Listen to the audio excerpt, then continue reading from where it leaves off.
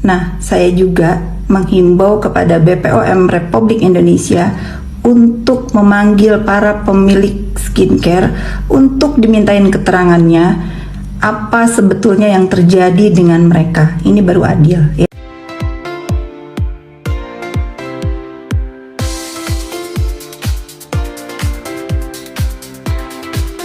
Artis kontroversial Nikita Mirzani ditertawakan mantan sahabatnya, Fitri Salhuteru, terkait dengan undangan Badan Pengawas Obat dan Makanan BPOM terhadap Ibu Laura Meizani itu. Perseteruan ini bermula dari Nikita Mirzani menantang BPOM untuk memanggilnya juga apabila dokter detektif juga dimintai keterangan. Dokter detektif merupakan dokter kecantikan yang kerap membuat konten berisi ulasan kandungan produk-produk skincare yang beredar di Indonesia. Baik produk dokter klinik maupun pasar. Kalau BPOM panggil doktif, panggil saya juga karena setahu saya diundang sama BPOM tapi tiba-tiba acaranya cancel, klaim Nikita Mirzani di Instagram Story, dikutip pada Rabu tanggal 1 Desember tahun 2024. Ya.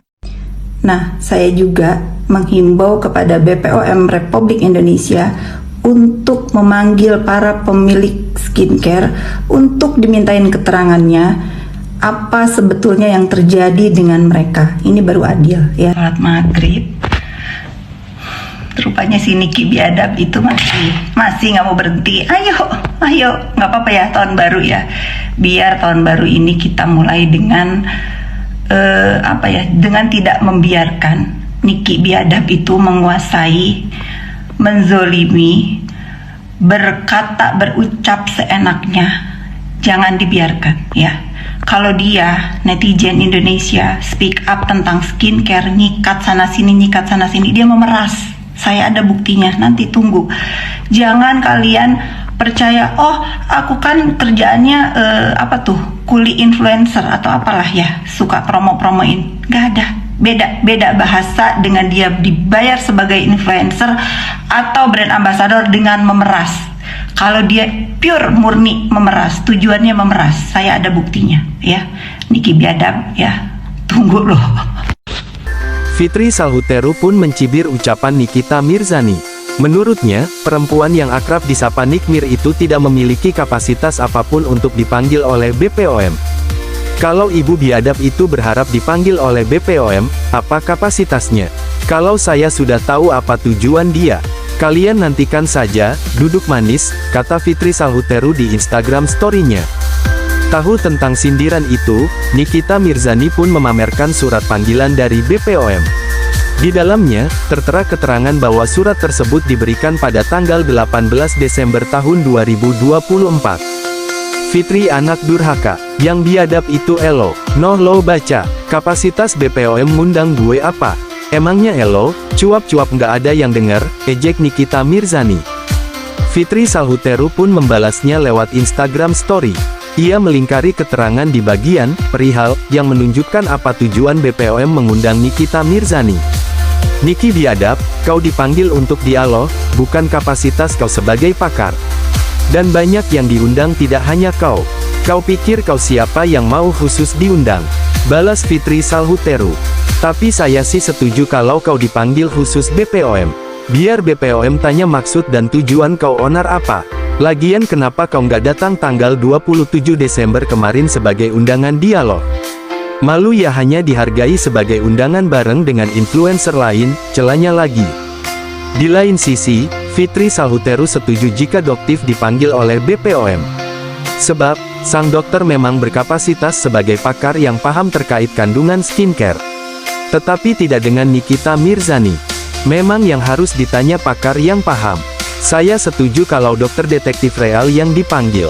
Ingat ya, saya bukan nggak setuju untuk urusan kesehatan. Saya dukung selama benar dan dengan cara yang benar, tandasnya. Fitri Salhuteru tertawakan Nikita Mirzani yang sudah pede dipanggil BPOM, malu ya dihargai kayak influencer. Saya mau menanggapi sedikit saja soal BPOM yang kompresi pers soal dokter. Saya mau balik bertanya sama bapak-bapak atau ibu-ibu yang bekerja di BPOM. Kalian kemana saja sampai bisa meloloskan owner-owner skincare yang menjual hidrokinon dan bermerkuri? Itu dulu. Kedua, kalian kemana saja banyak banget owner-owner yang menjual overclaim. Sekarang ada Doktif, kalian bertanya-tanya, Doktif itu motifnya apa? Saya balik bertanya, bapak-bapak dari BPOM yang bekerja di BPOM dan ibu-ibu yang bekerja di BPOM, kalian kerjanya apa aja? Kok bisa sih skincare berhidrokinon dan bermerkuri kalian loloskan BPOM-nya? Kok bisa sih skincare yang ingredientsnya tidak sesuai kalian bisa loloskan? Itu aja Pak, jawab dulu. Habis itu nanti pasti Doktif jawab. Satu lagi. Terus kalau orang-orang dari BPOM yang bekerja di BPOM tahu bahwa ada owner-owner nakal yang menjual hidrokinon dan merkuri, kalian ngapain? Bukannya kayak saya nih, saya punya produk. Saya kalau mau bikin skincare, saya urus BPOM dulu, saya bayar. Yang saya lakukan sudah benar. Saya urus BPOM beserta saya masukkan ingredient saya. Harusnya kan begitu. Tapi kan kebanyakan sekarang, jangankan merkuri hidrokinon, yang overclaim aja seperti Sela Saukia ular aja, kalian nggak bisa ngapa-ngapain.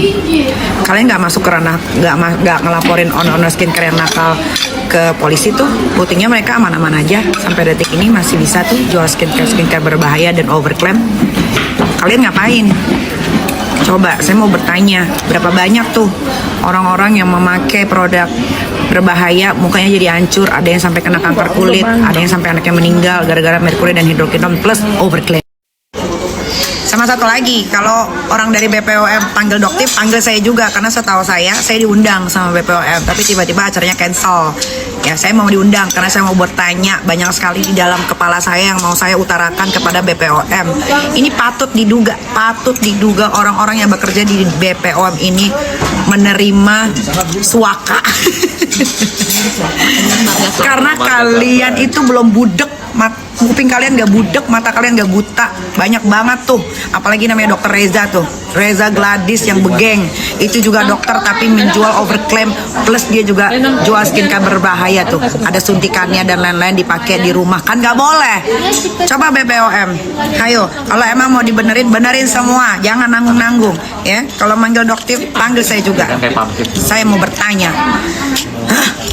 bikin BPOM tuh gak murah loh, mahal. Maghrib, rupanya si Niki biadab itu masih nggak mau berhenti. Ayo, nggak apa-apa ya, tahun baru ya. Biar tahun baru ini kita mulai dengan dengan tidak membiarkan Niki biadab itu menguasai, menzolimi, berkata, berucap seenaknya. Jangan dibiarkan ya. Kalau dia, netizen Indonesia, speak up tentang skincare, nyikat sana sini, dia memeras. Saya ada buktinya, nanti tunggu.